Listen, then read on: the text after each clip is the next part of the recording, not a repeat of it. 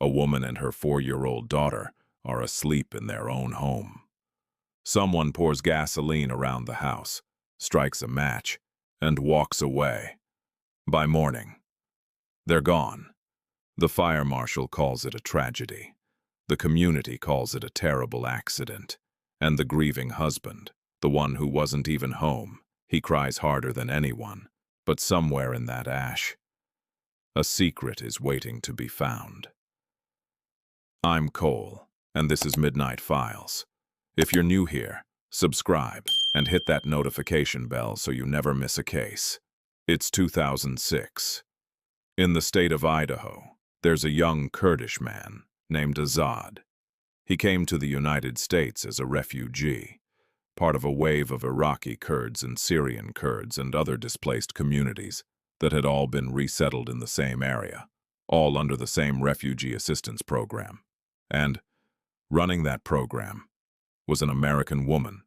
She was around 30 years old, divorced. She had a 4-year-old daughter from her previous marriage, and she had dedicated herself to helping these communities get on their feet in a new country.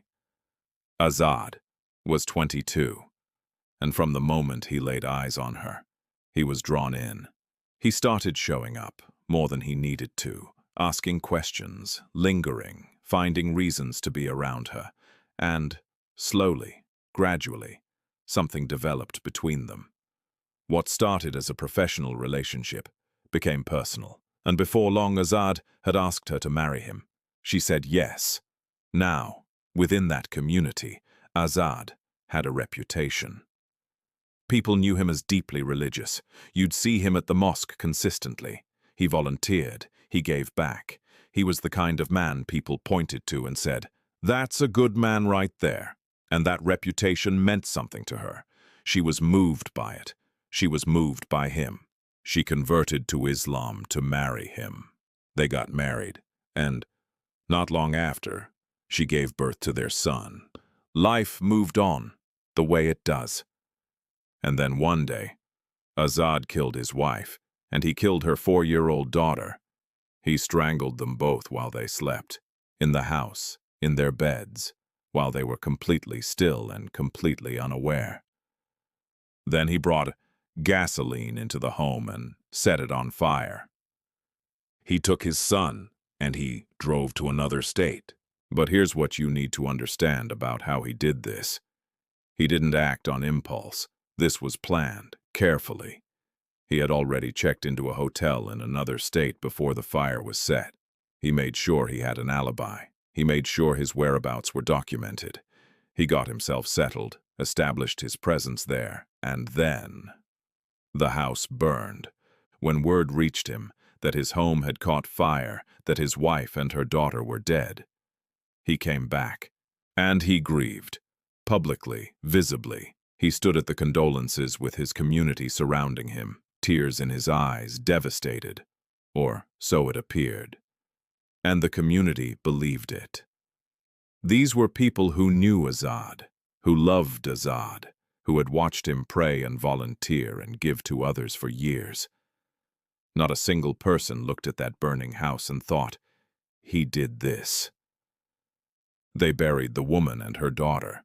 The community mourned together. And then, after the funeral, investigators pulled Azad aside. "Walk us through it," they said. "How did you find out about the fire?" He was composed, steady. "Some neighbors called me," he said.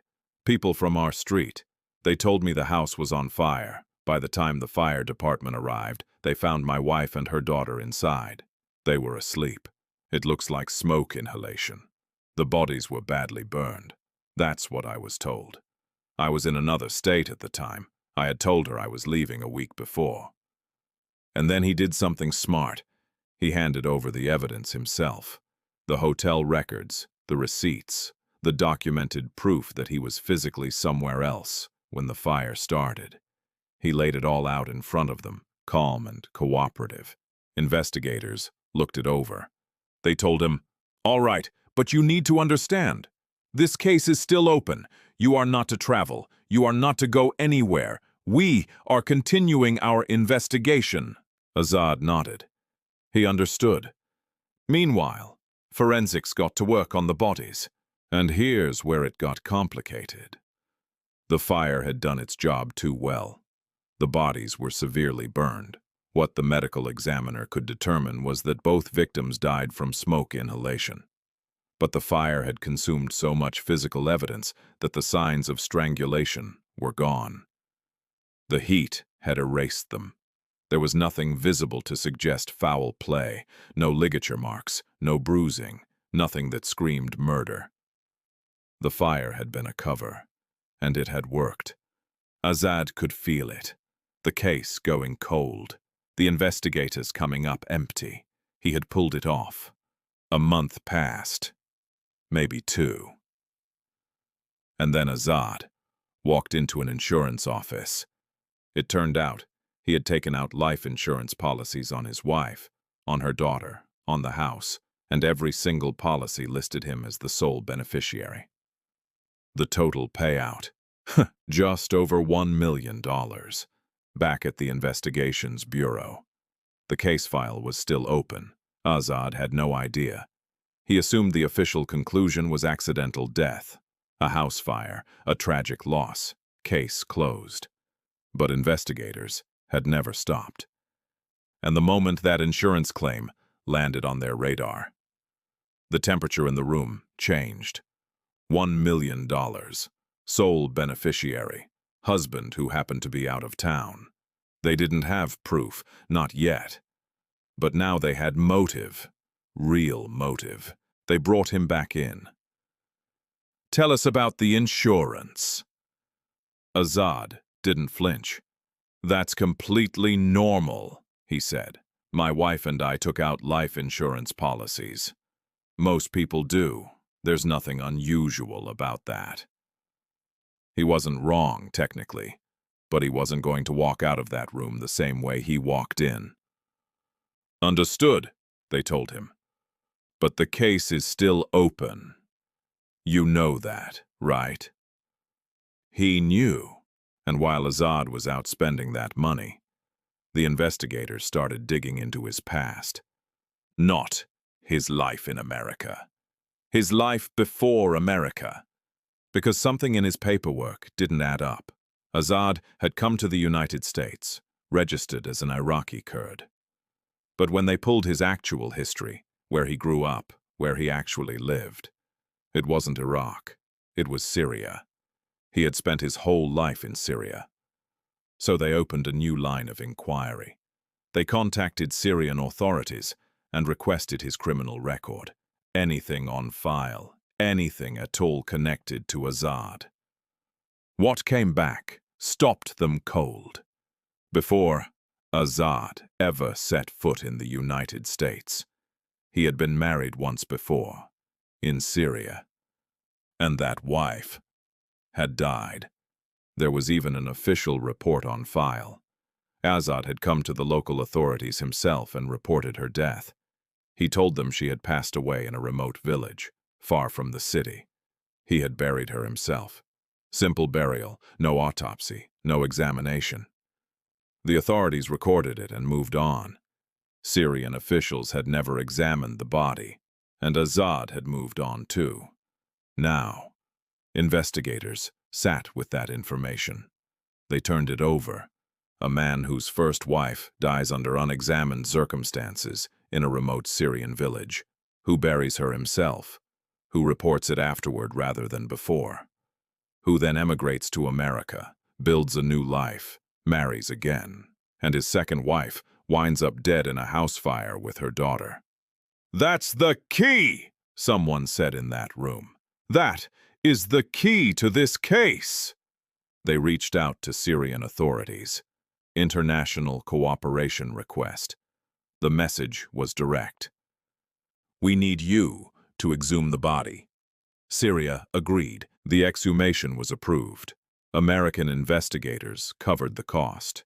And when forensic pathologists examined what remained of Azad's first wife, the body showed signs of stabbing. Multiple wounds. The flesh was long decomposed, but the blade had gone deep enough to leave marks on the bone itself. The bone told the story the flesh no longer could. This woman had been stabbed, repeatedly, with a sharp-edged instrument, most likely a knife. She hadn't died of illness. She hadn't died of anything natural. She had been murdered, and now investigators knew exactly who they were dealing with. This wasn't a desperate man who snapped under pressure. This was a man who had done this before, who had killed once, walked away clean, and done it again. Methodical, patient, cold. They arrested Azad, and they sat across from him with two choices on the table. "Here's where you are," they told him. "You can confess right now to killing your wife and her daughter here in the United States. If you do that, we'll work with the prosecutor on a deal. You'll be sentenced to life in prison. No death penalty." Azad said nothing. "Or, you don't confess, and we transfer jurisdiction. The charge for murdering your first wife gets handed to Syria, and you go back." He knew what that meant. Syrian courts will handle your case there, and you already know what sentence they're going to hand down. They let that sit. Then they pushed further. They told him the Syrian forensic report was already in hand. The stab wounds confirmed, the evidence documented, the case clear. His name was on the burial report. He was the one who filed it. There was nowhere to go with this. And then, the investigators dropped one final detail. A week before the fire, Azad had been at a gas station in another state, setting up his alibi, preparing his timeline. And at that gas station, he had bought gasoline, a specific quantity, and he had paid for it with his credit card, his own bank account, his own name. That was it. That was the thread that unraveled everything. Azad broke. "It was me," he said. "I killed her. I set the fire. The little girl. She was inside. I knew. I did it. All of it." He confessed to everything. He looked at the investigators and made one request. "Charge me here. Give me life. Don't send me to Syria." He knew what was waiting for him there. A deal was reached with the prosecution. Life in prison. No death penalty. But when the case went before the court, the judge looked at what Azad had done. A woman strangled in her sleep. A 4-year-old child, her daughter, strangled in her sleep.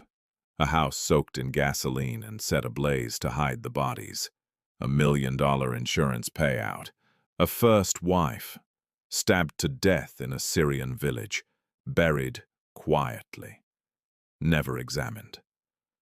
The court looked at the deal on the table and threw it out. The prosecution agreement meant nothing in the face of what this man had done. The judge sentenced Azad to death. In 2019, the sentence was carried out by lethal injection. Azad was executed, and that was the end of it.